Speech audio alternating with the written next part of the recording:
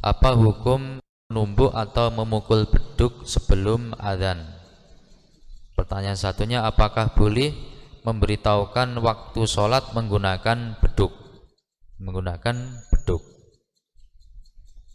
Dari hadis yang kita sampaikan kemarin, ya, bahwasanya ketika tiba di kota Madinah, ya, hadis yang sahih dari Ibnu Umar radhiyallahu ta'ala anhuma, ketika tiba di kota Madinah dari hijrah dari Mekah menuju ke Madinah, ketika tiba di Madinah, para sahabat itu berkumpul mengadakan ijtima', perkumpulan untuk musyawarah. Untuk musyawarah. Musyawarah tentang apa? Musyawarah membahas ini sebagai tanda masa waktu sholat ini apa, atau untuk mengumpulkan orang supaya berjamaah sholat ini caranya bagaimana. Itu yang dibahas ketika itu. Tadi ada usulan yang pertama pakai apa? Pakai lonceng.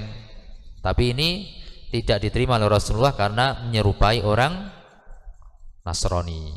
Usulan yang kedua pakai yakni semacam trompet, ya, yakni tanduk yang ditiup semacam trompet, tidak diterima oleh Rasulullah SAW karena apa? Menyerupai orang Yahudi. Dalam riwayat yang lain yang sahih ada yang mengusulkan yakni dengan menyalakan api, juga tidak diterima oleh Rasulullah SAW karena apa? Menyerupai orang Majusi, para penyembah api.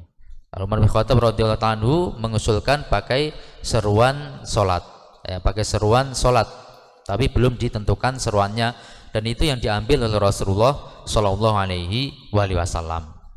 Itu yang diambil oleh Rasulullah Shallallahu Alaihi Wasallam.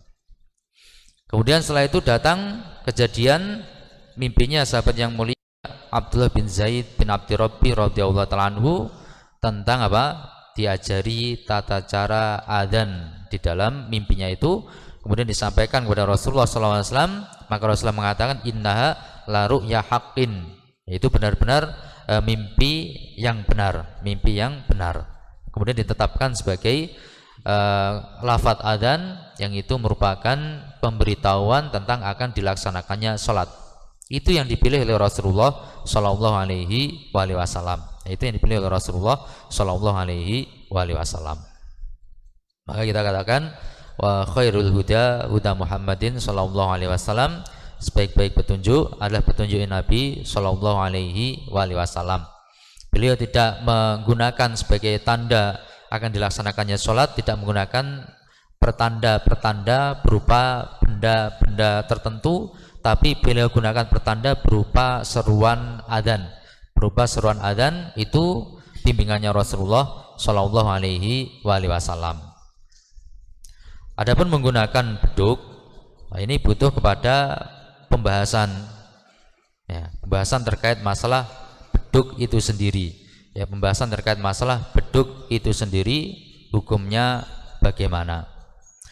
Dan terlepas dari pembahasan terkait masalah beduk, kalau untuk masa kita sekarang ini yang sudah ada mukabir saut, sudah ada pengeras suara, maka menggunakan media berupa suara-suara benda ini sudah tidak dibutuhkan. Orang-orang tua kita dahulu menggunakan beduk ataupun menggunakan kentongan dan semisalnya itu. Kenapa? Itu karena kumandang adzan itu, karena suara manusia murni itu kurang luas jangkauan. Ya, kurang luas jangkauannya, sehingga mereka berinisiatif untuk apa? Digunakan suara beduk, kentongan dan semisalnya itu. Tapi kalau di zaman kita sekarang ini sebenarnya apa? Sebenarnya ilahnya, sebabnya sudah hilang dengan adanya mukabir saut, adanya pengeras suara. Taruh kata ini terlepas dari pembahasan tentang hukum beduk. Nah, taruh kata itu, tapi di situ penggunaan beduk itu mu'allal. Ada apa? Ada ilahnya, mu'allah ada ilahnya, ada sebabnya. Dan namanya hukum itu al-hukmu yadur ma'illati wujudan wa adaman. Kaidahnya hukum itu berputar bersama dengan ilahnya, bersama dengan sebabnya, ada ataupun tidak adanya. Kalau ada sebabnya maka hukum berjalan, kalau tidak ada sebabnya maka hukum tidak berjalan. Ini sebabnya ketika di masa lalu belum ada pengeras suara, sehingga jangkauan suara adzan itu tidak terlalu luas, sehingga orang-orang tua kita dahulu berinisiatif pakai beduk atau kentongan, terlepas dari hukum beduk ya, terlepas dari hukum beduk. Nah, kalau sekarang sudah ada mikabrus saurut, berarti ilahnya sudah hilang, berarti tidak disyariatkan lagi menurut pendapat yang mensyariatkan itu. Adapun terkait hukum beduk, mungkin pernah kita ceritakan ya pendapatnya Hadratus Syekh Hasyim Asy'ari rahimahullah taala, ya pendirinya. Beliau mengingkari penggunaan beduk ataupun kentongan itu. Beliau mengatakan termasuk bid'ah. Termasuk bid'ah. Dan ternyata tidak memperpanjang pembahasan ini. Karena sebutkan saja satu pendapatnya Hadratus Syekh Hasyim Asy'ari rahimahullah taala bahwasanya beduk ataupun kentongan dan semisalnya itu adalah perkara wallahu a'lam bishawab.